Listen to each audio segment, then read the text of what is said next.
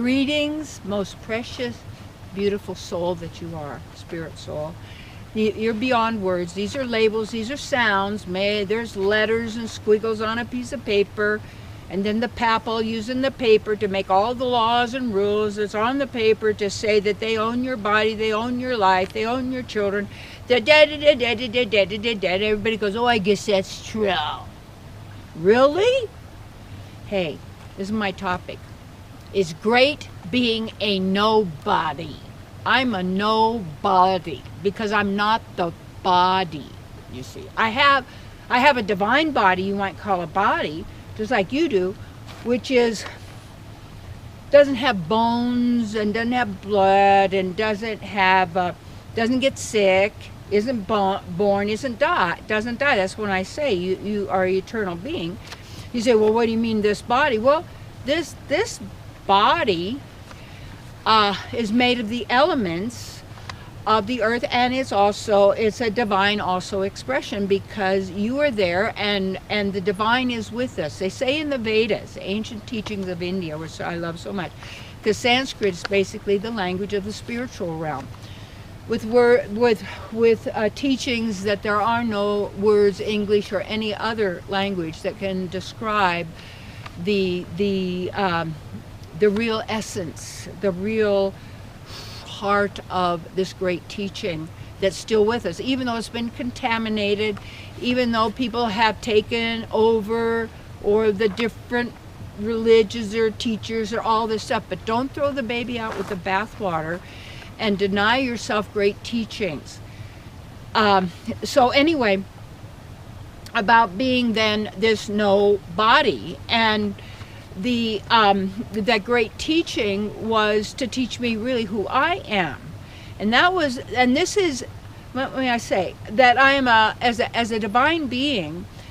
My nature is Sat Chitananda Vigraha, and that means eternity, consciousness, bliss, and you always have a form to express through, so that we already have our every capability, every talent. We can accomplish anything and everything because we're a nobody. We are a someone, a person, not even a one, because you're not a number. Forget this. Numbers and letters are man-made. And then you could see when you look at the numbers and all of that make up the what would you say, the material realm, or this three-dimensional realm, that they're using numbers and symbols and all of that. But in the original, the natural, our true state, our true divine garden, in a sense, with the divine,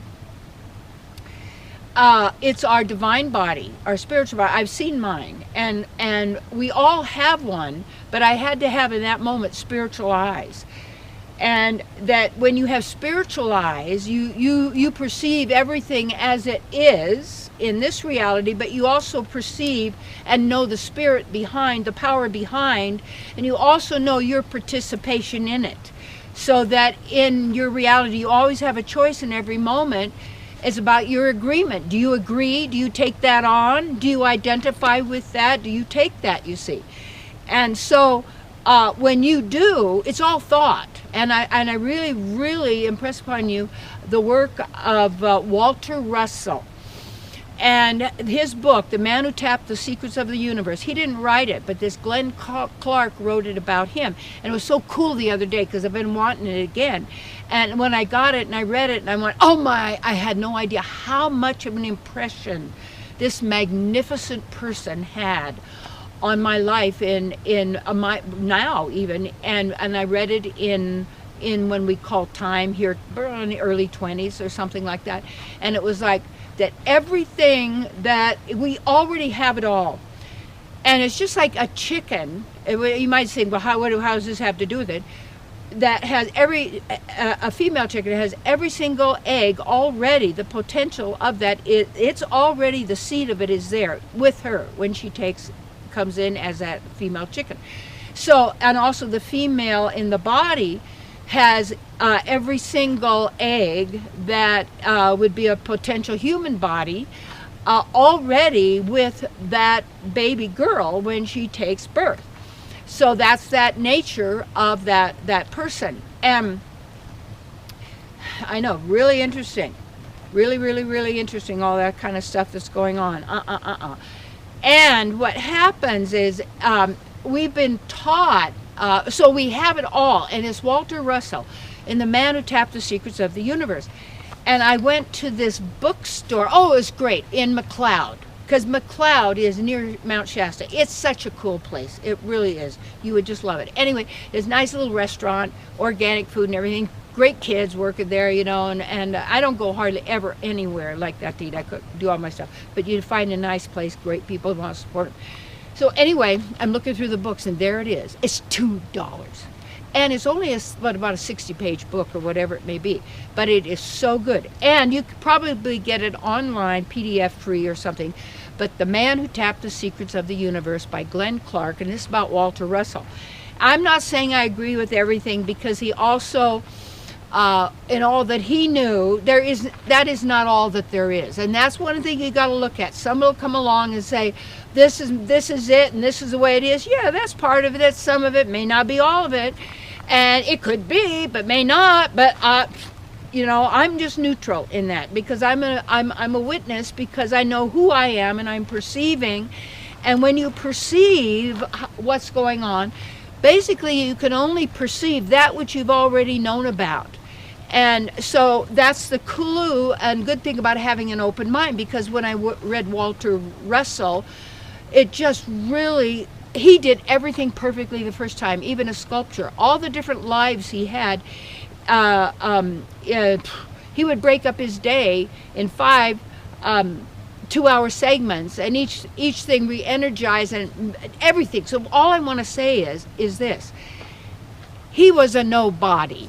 And he said most people out there, all that they're doing is they're so infatuated with effects, the creation, the artwork, what's going on, reacting and reacting. That's the past. And he said, I observe, he says, the cause, and it's thought. And it's that thought, or that thoth, if you want to say thought, and that thought is a word, the word is a sound, you see, and he knew that it was an electric universe, okay, and we generate electricity, you see. You have to get this. This is the power that you have in being a nobody. So you don't identify even with the roles you're playing or whatever is in the mind, because you know that is a construct, can change, but who you are is changeless. Because you're the absolute with the capital A, because that's what we're part of. Absolute love, purity of mind and consciousness. We need to start be a nobody. And when you're being a nobody, you're being who you really are in every aspect of you, who is, you are life itself. Dear one. Yeah. Woo-hoo.